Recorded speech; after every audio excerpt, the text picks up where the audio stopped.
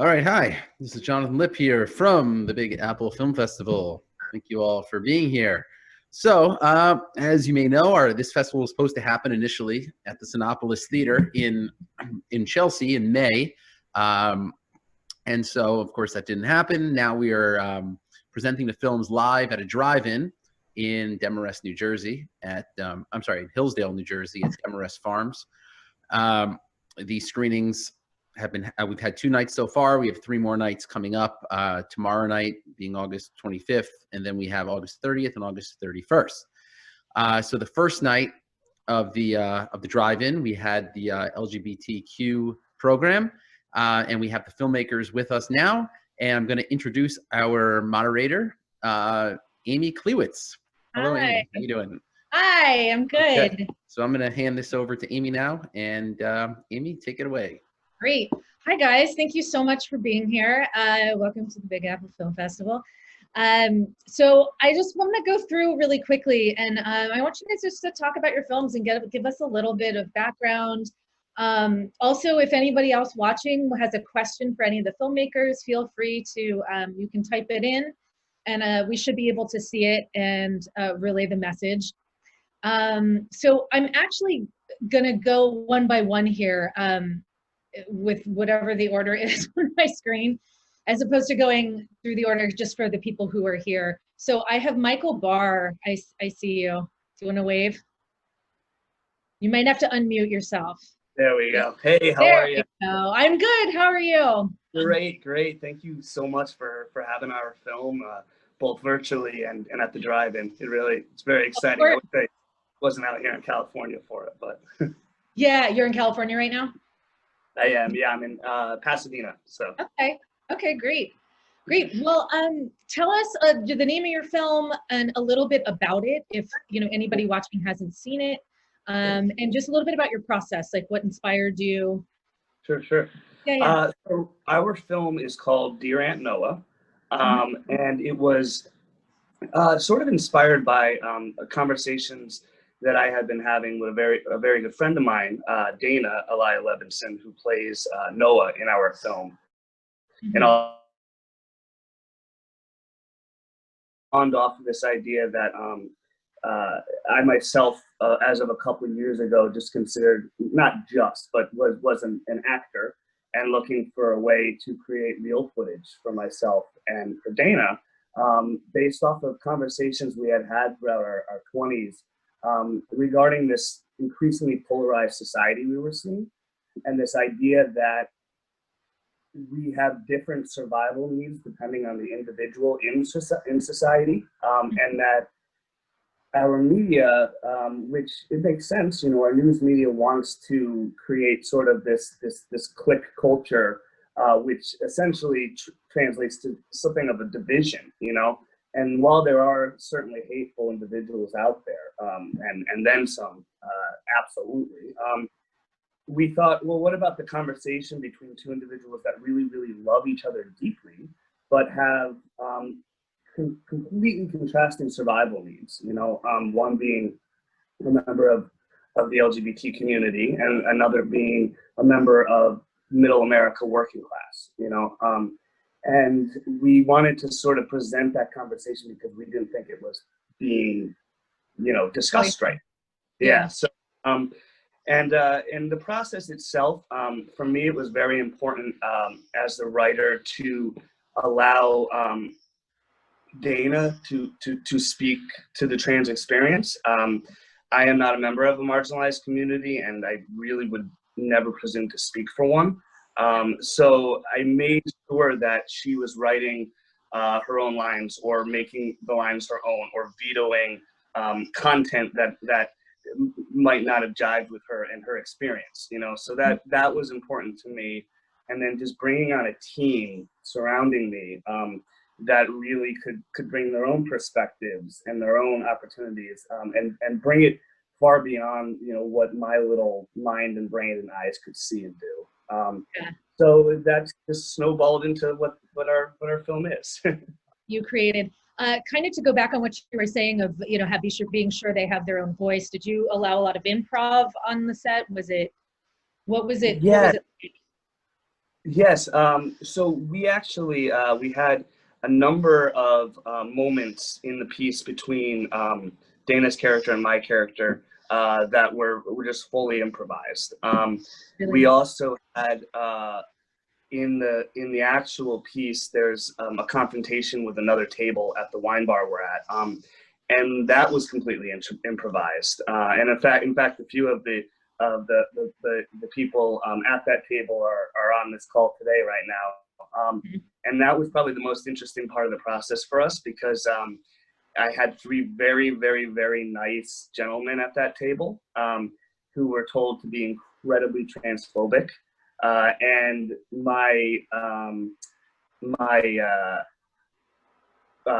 Dana, my director, and Noah had to go over to them at one point and say, look, like, we're improvising this, yes, but like, I give you permission to say things that you would never think or say yourself, you know, for the purposes of the piece, you know. So yeah.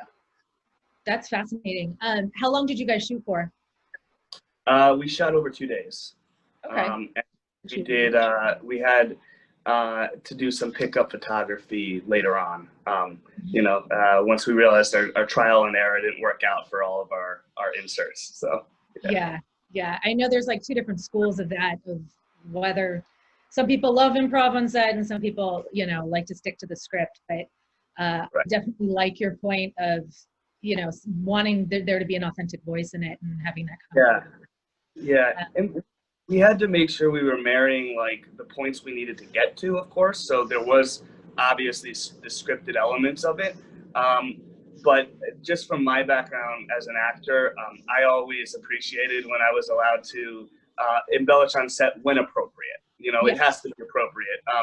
But so I kind of wanted to just give that permission, especially because, again, this was not a piece that I felt like was individually coming from my voice alone. You know? Yeah, absolutely. Was there any challenges in making this, just either technically or? Yes, quite a few. My friend and our great associate producer Freddie Guerra, who's on the call right now actually, and my other producer friend Sarab Kakani, who were both instrumental. John Armstrong's also on this. All three of them were fantastic in kind of leading me and helping me. Freddie is responsible for a whole host of things, including finding our bar space.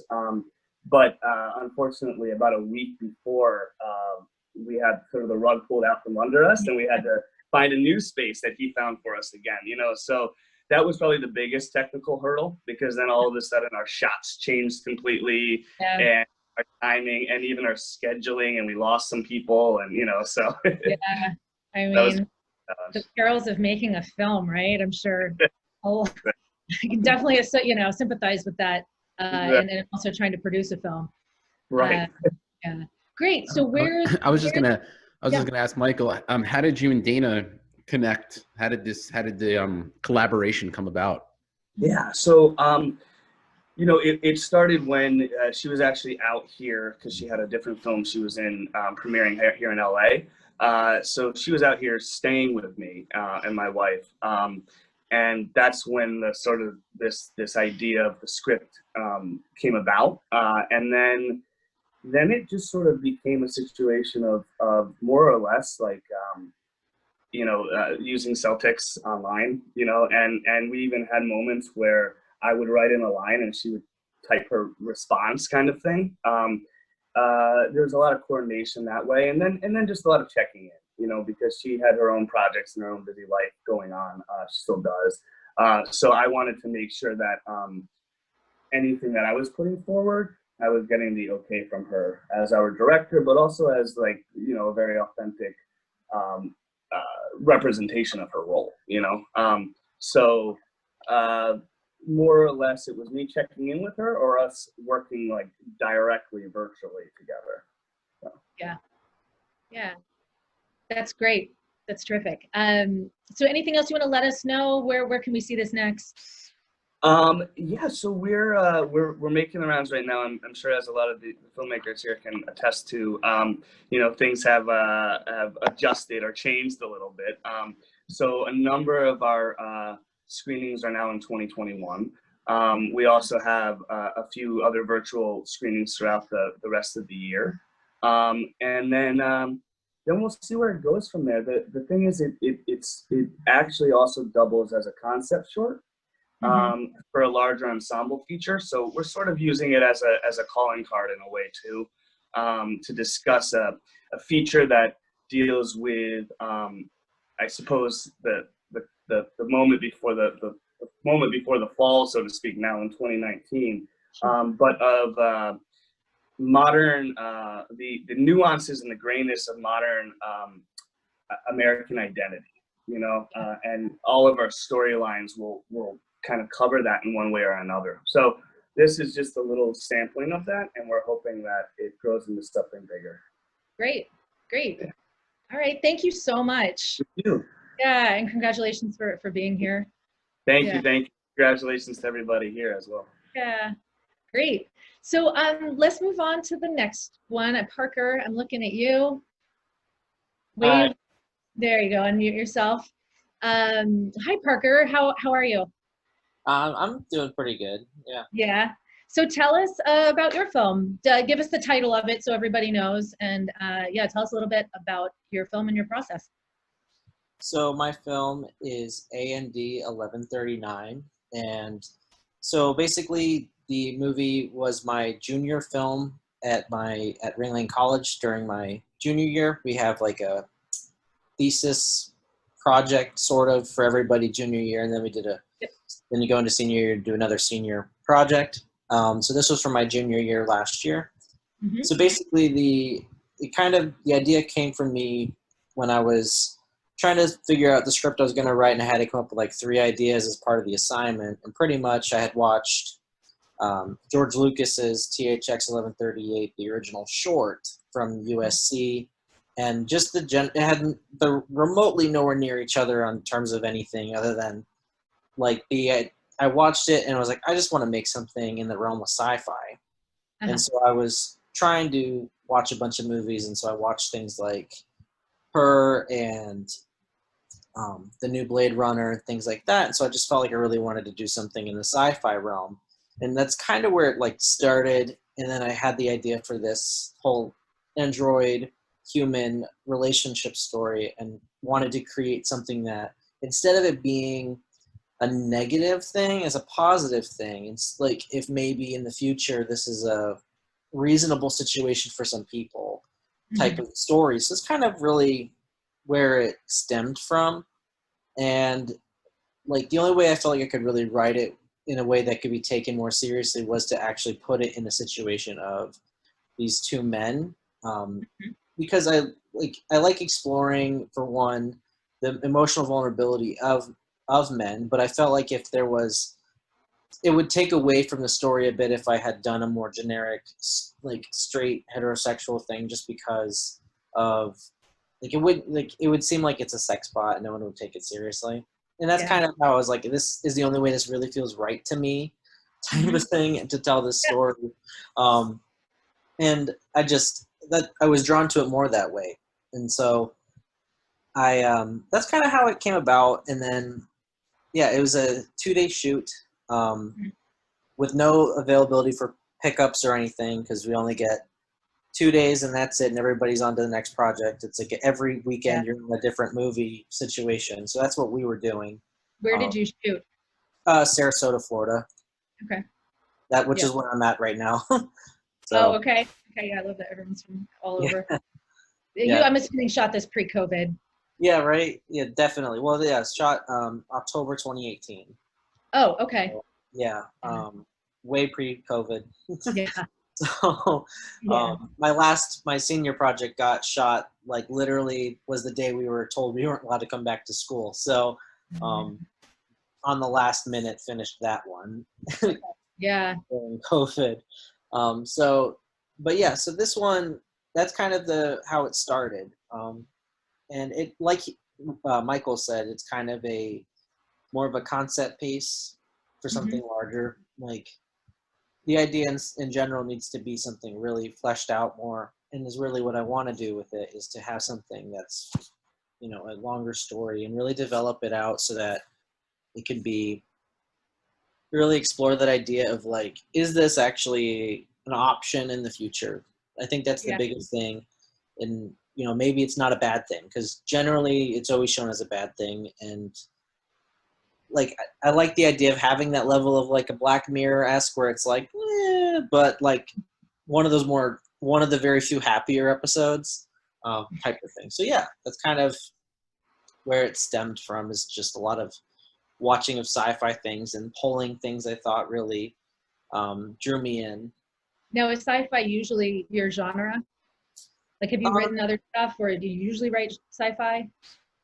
So, I mean, not normally, but it's really funny because like when I really started thinking about it and I was watching a bunch of sci-fi in a row, I was like, you know, I think this really is more my preferred genre, just because of there's a lot of underlying tones about other things that when you're watching a sci-fi film, when it's really talking about, like, it's like either like things about society or anything else. And I think it's a genre that's not taken as seriously as it should be. Because, like, unless you get like a movies like Arrival that come along and everyone's like, oh my gosh, you know, but generally it's not taken too seriously. But yeah, I like sci-fi is one of my more favorite ones. I enjoy writing a little bit of everything. I tend to, anything I feel like that's more psychological in the sense of making you think more about the situation. That's more of my thing. So if it's sci-fi, if it's horror, if it's drama, but it's more about the pulling from some level of a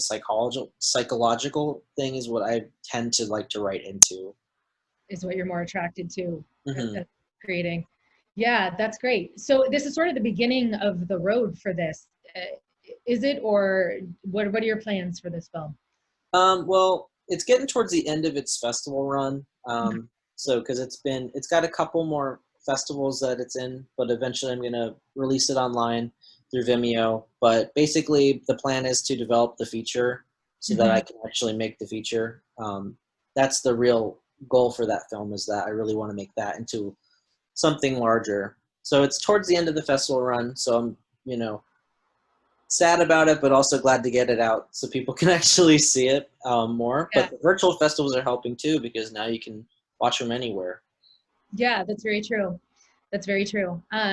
Okay, great. Well, anything else you want to let us know kind of about your film and process? I don't. Where we can find it? Well, right now it's not available, but it'll be in the Adirondack Festival in October. Online, so another New York festival. I've got a Jacksonville festival coming up in a few weeks as well. But yeah, soon it'll be on Vimeo. So I don't have a solid date because I have a few more festivals I'm waiting on to hear in terms of online or not allowed online situation. I know. I'm trying to deal with the crazy chaos in film festivals these days, but we're all making it work. Yeah. Exactly. Okay, great. Well, congratulations. Thanks again for being here. Really quick, I have a question back to Michael, actually, and maybe, John, you can answer this. Someone asked, is Michael's film available on the Big Apple site? Yes, it should be. That's my fault. It was password protected, and I think it's resolved now, right? We fixed it. So that the film is now available to be viewed all day up until about midnight. Okay. Awesome. Thank you. Great. Sorry. Oh, no, it's fine. Yes, Lisa. Hi, Lisa had asked that. So I just wanted to be sure I addressed that. Okay, great. Thank you, Parker. And Fia. Am I saying that right? It's a beautiful name. You have to unmute yourself. Yeah. Mute. Okay, there we go. Hi, everybody. Hi, Fia. How are you? Awesome panel. Everybody is so amazing. Really. Can't wait. Yeah, I can't wait to hear about yours now. It's your turn. So give us the title of your film and a little bit about your film. Yep. So the title of my film is called Mermaid, and it's about a 10-year-old trans girl who's suicidal, living in the Deep South with his father, her father, who has no idea what's going on. and his relationship, he crosses paths with an unlovable but unraveling Black drag queen named Pepper. Mm-hmm. So this film is the point of departure. I shot it as a proof of concept for my feature, Okay. So it was just like an incredible experience. So yeah, I shot that over one day, and it was inspired from my whole kind of dealing with.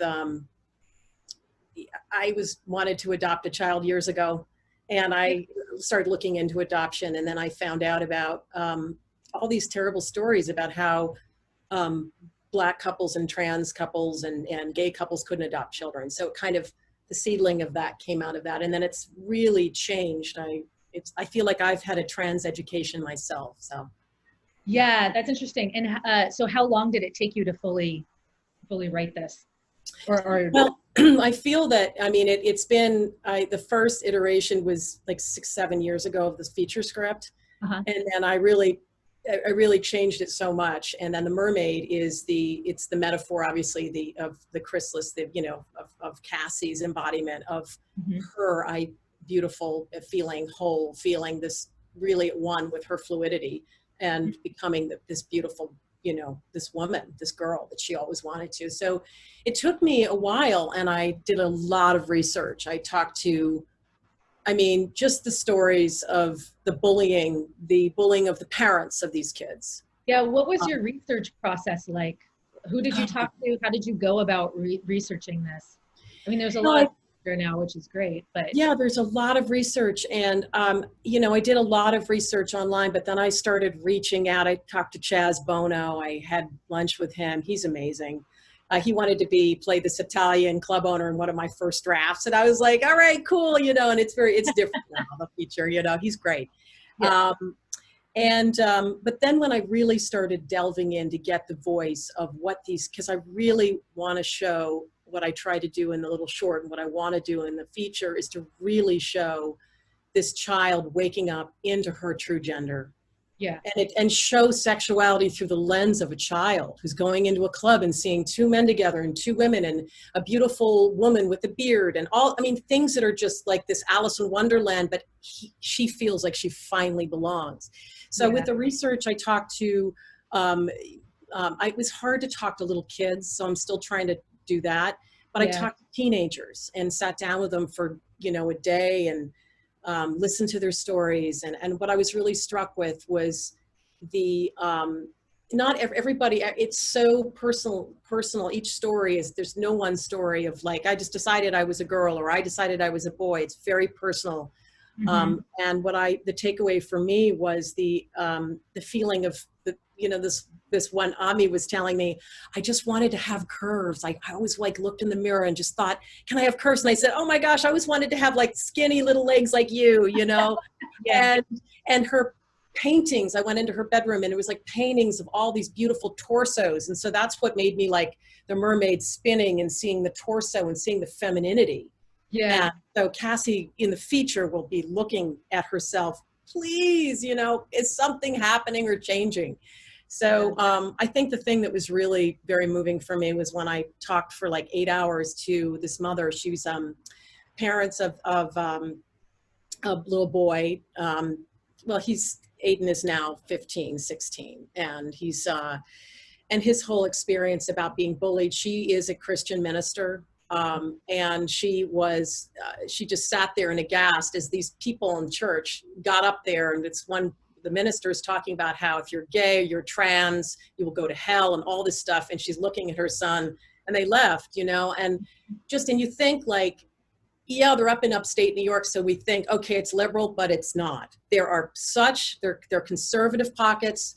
The evangelical, it's very dangerous. We've seen it time and time again. So my film really focuses on breaking down those barriers and reaching out a hand and not condemning somebody because they're different. You might not like or approve that your child is this way. So I was really struck with the lack of how Aiden's mom was talking about how isolated they were. And now they have a community, but also the amount of suicide, these kids. I mean, Aiden has tried to kill himself 14 times. So, and with the bullying and all that stuff, and still is homeschooled. So And then I spoke to several trans women down in New Orleans, got in a fight with a police officer on the phone. Oh, did you? And yeah, he said, ma'am, if you see a man walking towards you in high heels, you know, and I said, wait a minute, we're talking about two students, two girls who were coming out of school. Yeah. Getting into their car and you guys arrested them and beat them. They're not, they're students. And then I talk to these women, they say every day when we leave our apartment, we're afraid for our lives. I mean, so trans women are being persecuted, are being killed at such an alarming rate and battered. I mean, it's really, so I feel like, and the kids too, I mean, it's just, there isn't support. So the mission really for this piece was to raise awareness about the plight of what they're going through. Yeah, yeah, absolutely. That's amazing. I mean, you know, bringing me to tears over here.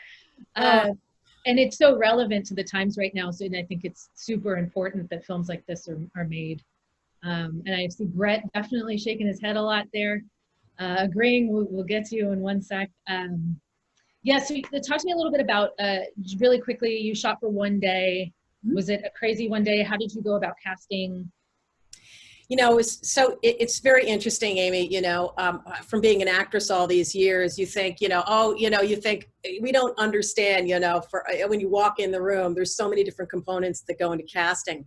And when Merrick Knight, who's on this call, he's an amazing, gifted young actor. So please hire him. He's amazing. He's going to be a superstar. And he has so much depth, so much compassion. He is an old soul. I was able to, the stuff we did in rehearsal. So he came in originally, and I loved him. I loved his look and I loved his feeling.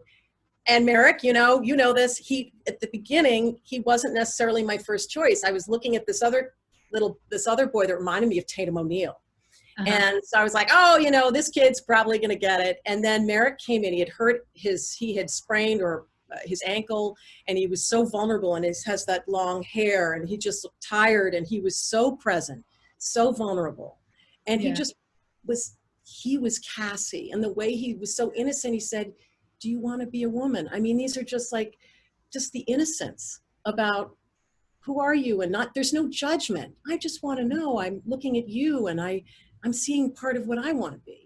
And I was like, oh my God, this kid is amazing. So, and then when Harrison White was a referral, so we had a casting director that found Merrick Knight. But Harrison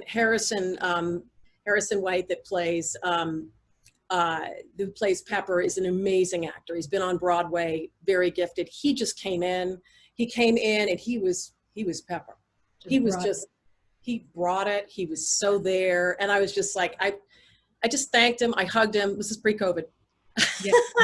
And I said, thank you for bringing your heart, soul, your body. And his journey was very, you know, he and his husband adopted this beautiful little girl, and Sadie. And, you know, it was just all came full circle, and he just let it land. And they had such a beautiful connection. So we shot one day.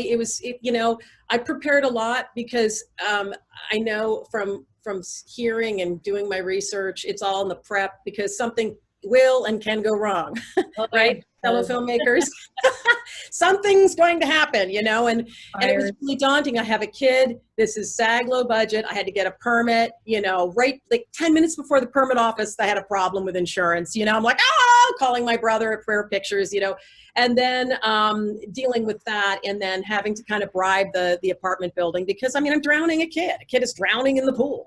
There's a mermaid, there's like drowning in the pool. Like, oh, this woman is drowning a 10-year-old kid in the pool, you know. And so Merrick is awesome. He's just like, I can drown myself multiple times for you. I've been practicing. I was like, no, we just need once or twice for good shots. Okay, let's not. This isn't. You know, we're not going to get an action movie yet here. Yeah. And so he just was so comfortable. I had to get, you know, the stunt cord, all that stuff. So I really worked through the stunt and the weights when he drops.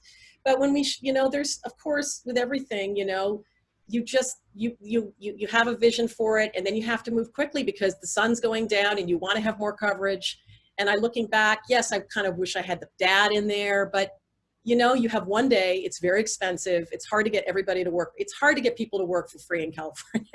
It just is. Yeah. So it was really like, it turned out, I felt like it turned out really well. And there was some beautiful discoveries that happened. And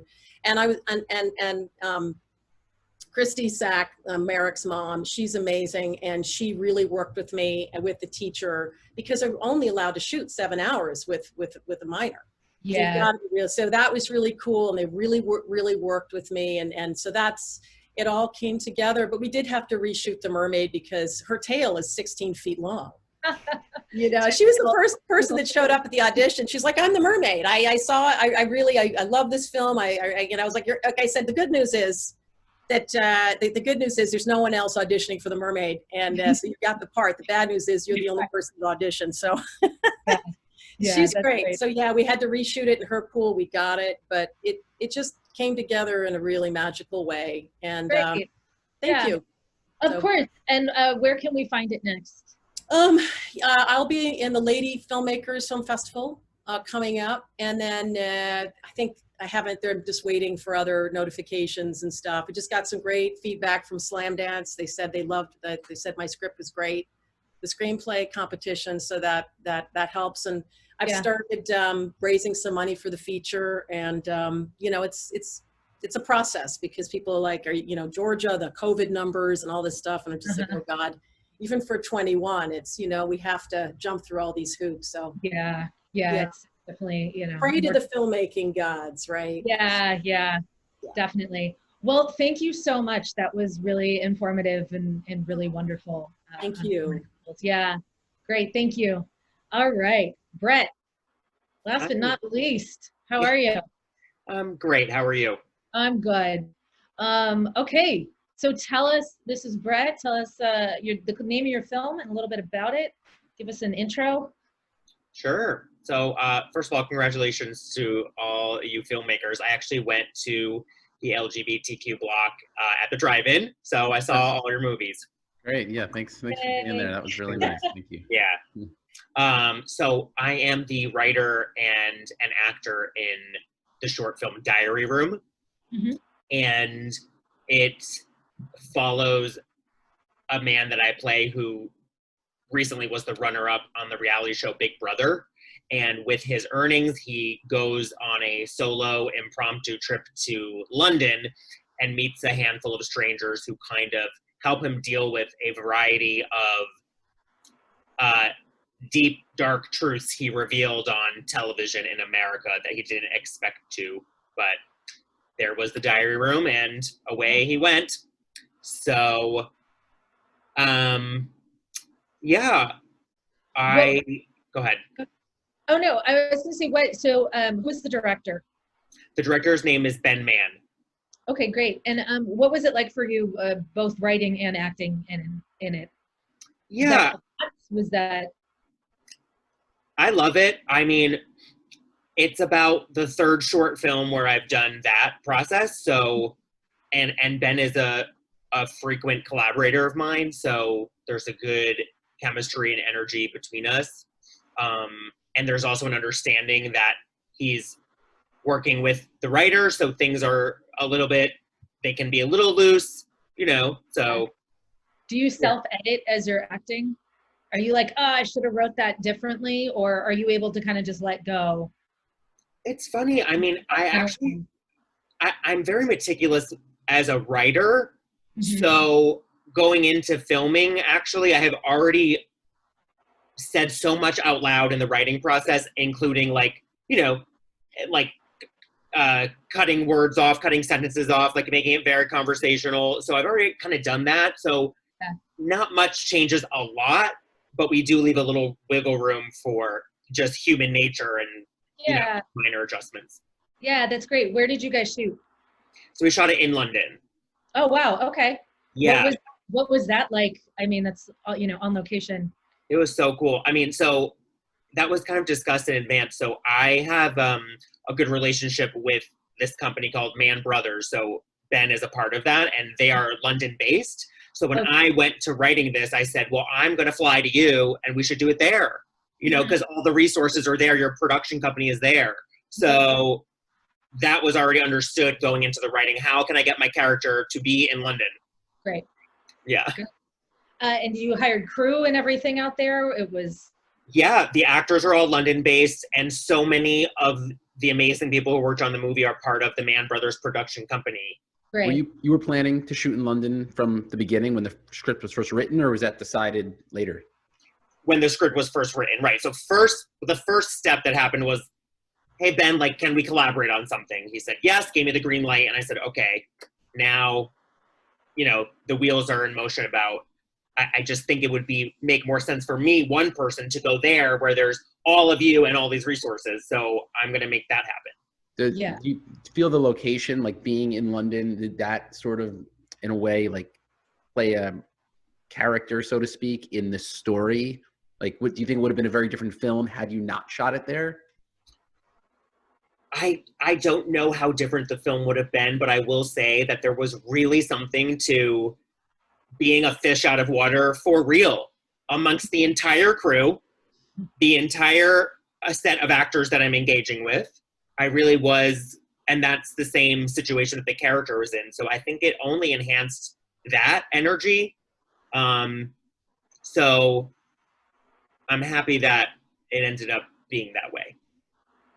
It worked out for the best, or the benefit. Yeah. Did you find that actually that, working with an international production company was any different than working with an American one? Do they do things differently? I mean, I've run into that occasionally, but what was your feeling on it? Or it was fine. Maybe it was. That's a good question. I feel like, to me, just in terms of the traveling there and the budgeting for that is really the main difference. But in the past short films I've worked on that we did film in America, they're with trusted colleagues as well. So I feel like the professionalism and the vibe and the energy is the same across the board in terms of my previous projects. Yeah. Great. Yeah.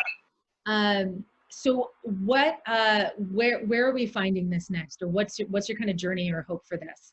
Yeah, so it's playing the festival circuit right now. The next one is the Burbank International Film Festival. So we're semi-finalists there. So I had to film like a hello, we're in COVID acceptance speech, like, that they can virtually air, should I win this thing. So I think throughout the year, definitely the rest of the year, we'll play the festival circuit. And my eye is on writing a feature film next. I feel like over the past few years, I've done the short film thing, and the main reason, I mean, I do love them, but it's a financial save when you do a short, but I want to get myself to go to the next level and start writing a feature. Is any of your features going to be inspired from any of your shorts, or you think you're just going to completely? There's a really good chance. I mean, my shorts are all similar in tone and genre anyway. They're all kind of dark comedies. I'm playing a character close to myself. Mm-hmm. So there will be probably elements of Diary Room somewhere in the feature. Yeah, great. I just wanted to ask. We just have about like three minutes left. I just wanted to ask real quick if each of the directors can just tell us what they would like the number one sort of what they want the audience to learn from their film, like the number one thing they want people to walk away with and say, I've learned this, or I've grown in this way from seeing this film. If each director could perhaps just kind of talk about Let's that. start with Michael. Gotta unmute yourself. I think for us, the biggest thing is less of a lesson and more of just the ability to ask questions again. Our hope is that somebody will walk away seeing either of the characters as a perspective that they never engaged with before, and as a result, maybe they'll come away just thinking again and being willing to have a dialogue again. And that was our objective, really. Great. Go ahead, Parker. I would say that at the end of the day, I think the biggest thing is I want people to ask the question of what makes us human, like the overall, like what makes us human, like as the android becomes more and more human, like and can maintain a relationship with another person, and the possibility of, is that a thing, like what actually defines our humanity, like the fact that we are human, or if we are morally or just have that kind of realm of the way we view the world and things like that. So I think that's the biggest thing in trying to get people to think about at the end of the day, I would say. Yeah. Great. Fia? My piece is really about let's reach across the aisle. Goddamn Senate, excuse me. Don't even get me started about Lindsey Graham, Mitch McConnell.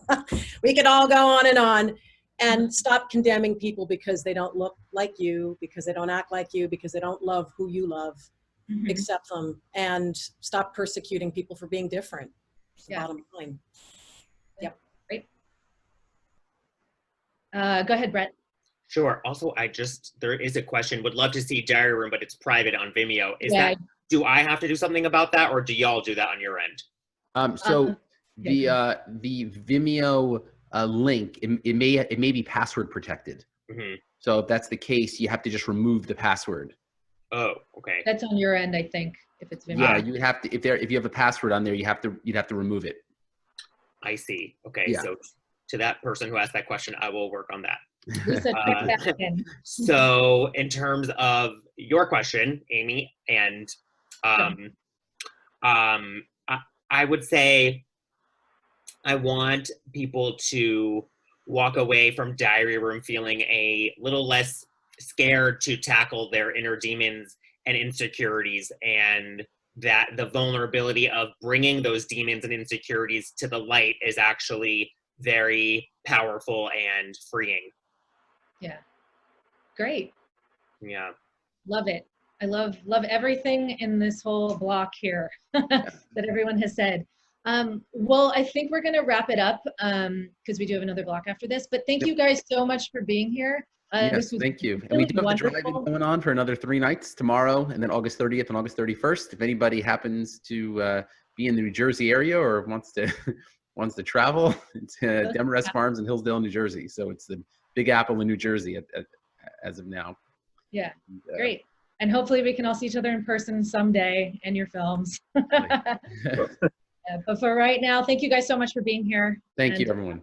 Yeah. Thank you. Bye. Bye-bye now. Thank you. Thank you so much. Thank you. Stay safe. You too. Thank you. Thank you.